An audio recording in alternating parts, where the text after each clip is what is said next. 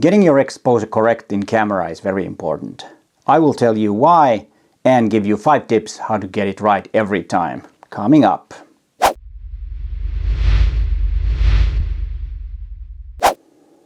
Hi there, my name is Peter Forsgaard and I am an Olympus visionary and a professional photographer from Helsinki, Finland. And before we start talking about those 5 tips about exposure, please consider subscribing to my channel and hit that bell so you get notified when there is a new video online. My channel is all about you getting to be a better photographer and of course about Olympus gear. But let's first talk about what is correct exposure. And this might be a bit personal for us everyone. Some of us like a bit darker images and some of us like a bit brighter images. But the correct exposure when shooting RAW is an image file that has the most information your sensor can capture. And now remember, we're talking about the RAW. I'll talk about JPEG a bit later in this video. To obtain and to get the best out of your sensor is to use ETTR, which means exposed to the right, and I will also talk about that later.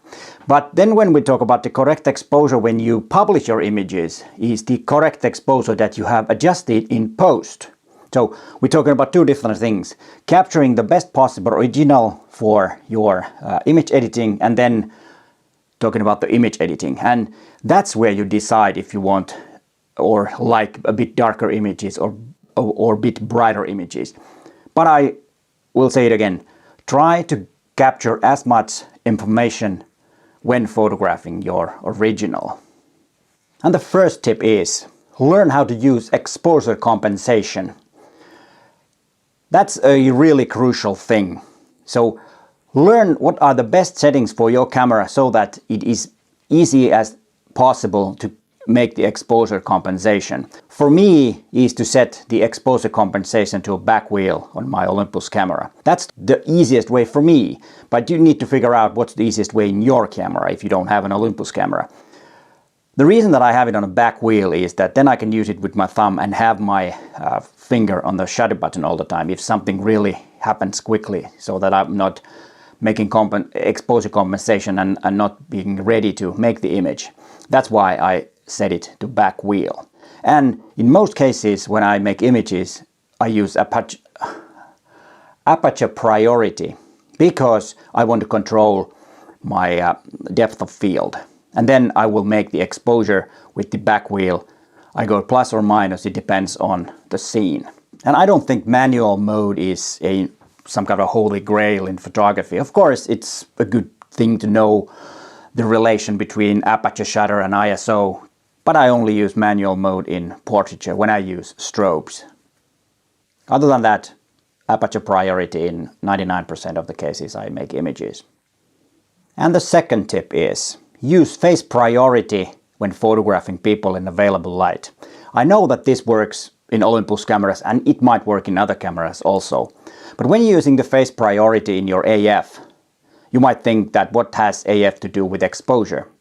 But it does, because if you use the face AF, it will find your face or the model's face and focus on that, and it will also make the exposure from that area where it's focusing. And that's a good thing because in most cases if you're taking portraits in available light, then you want to have the exposure on the face spot on. But of course this does not work with strobes. That has to be measured and used manual mode. But remember, photographing people in available light, use face priority AF or whatever it is called, face recognition or whatever it is called in your camera. In most cases it will concentrate the exposure on the face, which is most likely the thing that you want. And the third tip is more about workflow, but it's an important thing. If you are photographing in a situation where the light is constantly changing, or you need to go in and out, let's say that you have to photograph a family gathering venue or wedding or something like that, then you might need to go from indoors to outdoors and back and forth. And the light indoors is most likely a lot less, and there might be a lot of light outside. That's where auto ISO is quite good. Set your camera to aperture priority, control the exposure compensation, whatever method you have chosen to do it. As I said, I have it on the back wheel of my camera. That's the easiest way for me. And then have auto ISO, and your exposures will be constant throughout the range. And you don't never forget to change the ISO when you go outdoors or indoors. That's a really handy way of getting better exposure on your images. Use auto ISO in certain situations. And the fourth tip is use RAW and ETTR as your exposure method. And remember, this is only for RAW. The tip for JPEG is my next tip.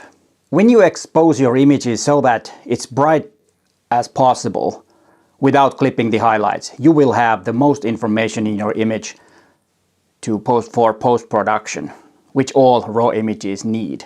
But remember, do not clip the highlights so that it will be overexposed. Most likely you need to lower the exposure in post, and in most cases also lower the highlights. That will give you a better looking image, because when you do ETTR, images can look a bit too bright and a bit washed out. And usually adding some contrast and saturation could also make the image better. But as I said, always the post-production is something that you need to decide for yourself. What do you like? That is the most important thing. It's your image, so you decide. And when you lower the exposure and highlights, you also will make the noise less visible. This happens with every camera. Doesn't matter what the brand is and how much noise there is. There will be a bit less noise visible when you're lowering the exposure and the highlights. But remember two things. Do not underexpose your RAW images or overexpose them. On underexposed images, if you need to increase the exposure, it will reveal the noise. And if you overexpose it, it will clip the highlights and look pretty bad. So remember, use RAW and ETTR to get the best possible original to work on. And before we get into the fifth tip and talk about JPEGs, it might not be a surprise that there will be a sixth tip. Like there always is an extra tip on my videos when I'm making tips, obviously. That tip is all about how you can make sure that your exposure is the way you want it by using the information in your camera. And I think that's the most important tip, so be sure to watch it. If that's the only thing you watch, I think that's the most important thing. But let's talk about JPEGs. It's nothing wrong to use JPEG as your file format in your camera if you're a casual shooter and don't want to edit your images, because there's less information in a JPEG versus RAW. And that's why the ETTR method is not the best way to do JPEG images or use JPEG as a file format. It will be too bright. The image will be too bright. And if you don't want to do any editing, then the image might not look that good. It might be a bit washed out and it might look that it's overexposed. So trusting the light meter on your camera is the best way to go. And sometimes even underexposing a JPEG might give you a better result. And also exposure bracketing is a wise thing to do. Then you can choose the best image to use and you don't need to do any editing. And remember, use exposure bracketing when shooting JPEG, especially in cases where you're not really sure which exposure is the best. And then also when you're using JPEG, it's a good thing to find out how your camera is measuring light. There are usually at least 3 different ways. There is one which is called ESP in Olympus cameras. It might be something else in different cameras. I will explain what that means. And then there is the center weight, and then there is the spot metering. But let's start with the ESP. That is a measuring method that measures from the whole area of the sensor, and it will kind of like calculate the best possible image from that information. It's usually for casual shooting JPEGs on the go the best way. But you might also want to have center weight, which will give more kind of like attention to the center of the image when it's calculating the correct exposure. And then you have spot metering, which is just a tiny small spot in the middle. But in some cameras, like some Olympus cameras also, you can kind of like link the AF spot and the spot metering area to the same place. So if you are let's say that you have your AF point on the side of the camera, on the side, and then that will also be the place where the spot meter is measuring your exposure, and that could be a very good thing. So be sure to check from your manual how your light meter works in your camera and learn the different ways it can measure the light. That will help you to get the best exposure for your JPEGs. For RAW, that's not that important because there is a better way, which is the next tip. How can I be sure that my images are correctly exposed or the way I want them to be exposed when I'm making the images? Do I trust the light meter? Well, yes and no, but there are better ways. You have histogram, and then you might have zebras and flag colors. But let's start with the histogram. Histogram is the kind of like a mountain looking representation of different luminance values on your sensor. So on the left side you have black, and then on the far right you have the white.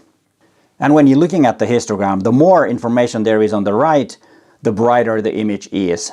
And the more there is on the left, the darker the image is. And there is no right histogram, because every situation has a different light, different luminance values, different colors, and everything that affects the histogram. So it all depends on what the situation is, what the histogram will look like. But try always to make the image as bright as possible. It does not mean that everything has to be on the right side. It can be also that there are lots and lots of values in the darker areas, but it still can be exposed as right as possible. But always avoid clipping the highlights. And that means that the value of the brightest spot is bigger than 255, and it will kind of like bleed out of the right barrier. So don't go too far on the right side on the histogram, because if it goes over, then you cannot recover it. It's gone. And the other two things are zebras and flag colors. Let's talk about the zebras first.